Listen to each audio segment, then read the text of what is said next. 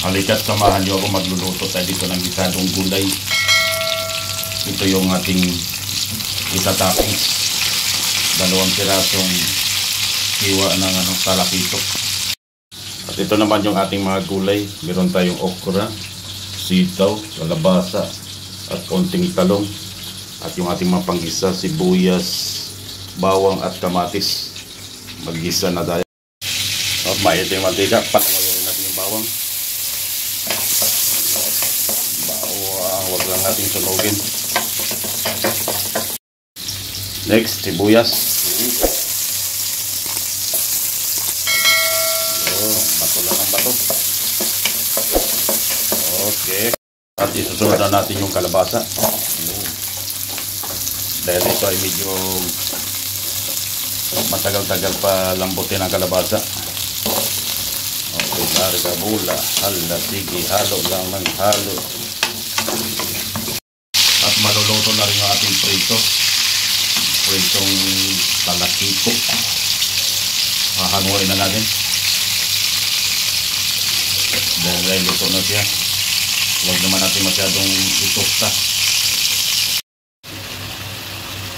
Medyo malambot na yung kalabasa. Susunod natin yung kamatis.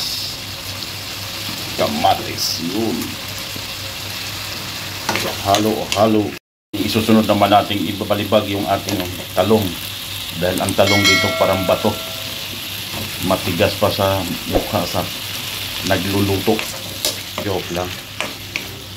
Medyo matigas ang talong dito. Hindi kagaya sa atin sa Pilipinas. Dito kailangan pang ilaga ng husto. Ngayon ilalagay na natin yung remaining gulay natin. Ang sitaw at ang yung okra.